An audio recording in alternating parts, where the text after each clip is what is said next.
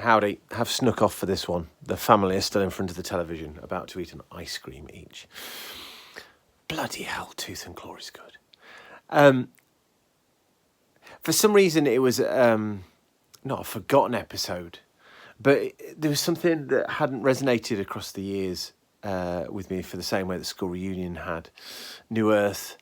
And yet this is just an absolutely rock-solid Hinchcliffean episode of Doctor Who that really, surely, is this possibly the most traditional episode since Rose? I mean, we're just playing with an old, myth, a legend, an old story. And as a result, we're doing the traditional Doctor Who thing of throwing all these things into the mix, making a typical story and then resulting in some typically Doctor Who nonsense. Absolutely fantastic. Just the celebrity historical begins to rear its head, doesn't it? This feels a lot more locked in. And the other thing about this one that I really like is the fact it's Queen Victoria, and Queen Victoria is such an iconic figure. And we kind of know the rules around a Queen Victoria, because at the time we had a queen and we kind of know the score. There's no messing about. If the BBC are going to do a television programme and the Queen's in it, of any denomination, of this ilk, we're going to be talking, bowing and scraping and this, that and the other. And it's Pauline Collins, isn't it, I think? Welcome back, Pauline Collins. What a brilliant performance. So dignified. But also, as is writ large at the end, not taking any of the Doctor's nonsense. Now, that is a really good thing, because I think it sets in motion a little arc, a character arc for Tennant's Doctor. And this flippancy, this sort of the vibrancy, the chemistry that Piper and Tennant have is tangible. And the fact that they are clearly enjoying each other's company, not just as performers, but as characters as well, and revel in the danger of it, means that you can have somebody there. And this is another exploring an aspect of Doctor Who, isn't it? That RTD clearly let sit in his writer's head for years and years and years and years and just go, you can't do this around normal people. Not that Queen Victoria's a normal person, but you know what I mean. You can't do this around normal people without somebody at some point going, what the chuff do you think you're doing? There's a werewolf loose in Scotland and somebody's built a ruddy great big telescope. My gosh. But it's absolutely class. The whole ninja monk thing, I think, is a bit of a bucket list type tick-off stuff.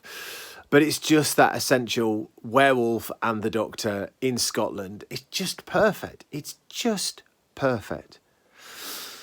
So I genuinely think this is the best Tennant story so far out of 3, obviously. And this is rivaling in terms of, we're not comparing this to Father's Day and stuff like that. And Dalek even. This is just a proper Doctor Who romp that is let's make a comparison here. Horror of Fang Rock. There you go. That's a really good comparison for this story. Victorian era, that's brilliant for Doctor Who as well. And just works. It just absolutely works. This new, got a new era, this new Doctor, this new shift, this absolute ease that the programme has with itself now is paying off in a different way to what we had with Eccleston. I made references with Lib earlier. I think the awkwardness of Eccleston, whether that's through the actor or the performance, lends itself to some brilliant stories.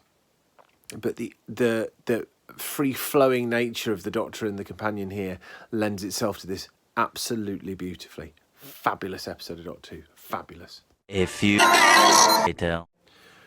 Do you know what my favourite part of my day is, Elizabeth? Is it watching Doctor Who? Is watching Doctor Who with you. That's the favourite part of the day that I have. It's true, Win. It's true. It's true. So, Lib, tell me about Tooth and Claw. Liked it. How much did you like it, Lib? I thought it was genuinely quite frightening in places. Did you? Yeah, I did. It gave me the willies. And I thought it had some real peril for the Doctor and Rose and Queen Victoria. Obviously, we know that Queen Victoria lived because that is not how she died in actual real life history. Yeah. But lots of other people did die.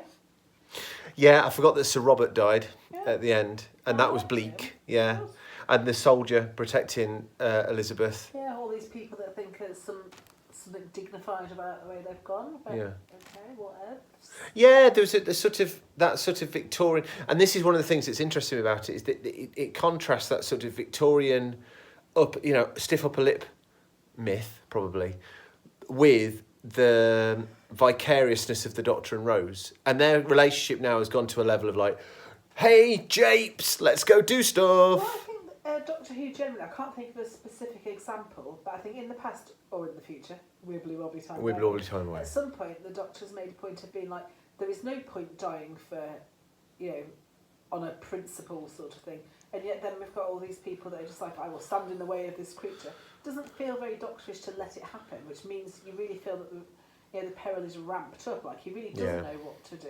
Yeah. It takes him a bit of time to get there, doesn't it?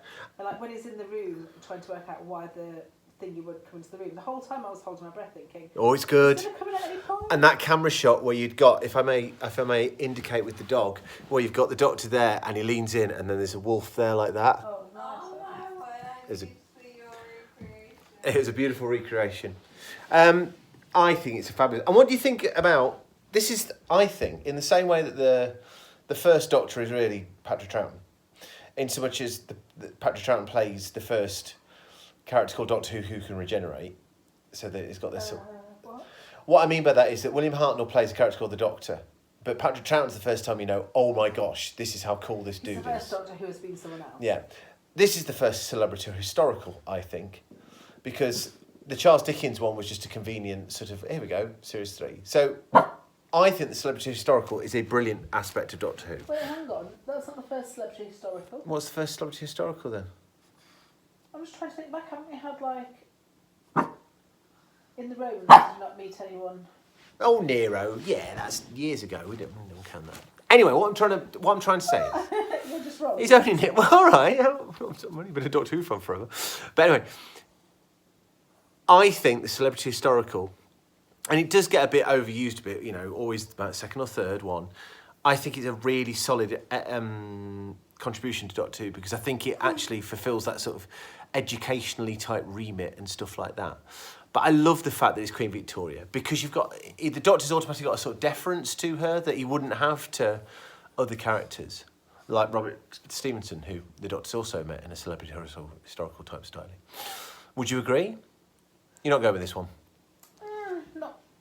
Nah. All right, fair enough then. Just a point. We don't have to agree. We don't have to agree on anything.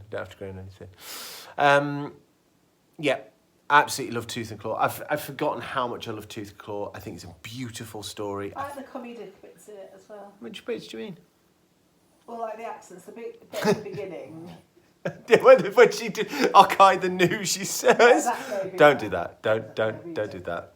And also all the are you not amused? Oh yes. The rapport between Tennant and Piper is next level. It really is. They've just slipped into being this team so readily. And again, I hate to say it, but I just think that the regeneration probably was the thing that cemented Doctor Who in the minds of 2005 people. Was there ever any romance between the two of them? Tennant, yeah, somebody else asked me that. Willie may have asked me that. I don't think so. Piper was just going through a divorce to... Chris Evans. And we know that Tennant had relationships with Sophia Miles at this point. Who's yet to come. Who's yet to come and all that. So I don't think so. They seem like good mates. Let's put it like that. I am naive, but I'm happy with my naivety. Yes. Have you anything else? No, that's it. No. Fabulous episode, Doctor Who. Absolutely fabulous episode. And Winnie thinks it's amazing as well. There you go. What more can we say?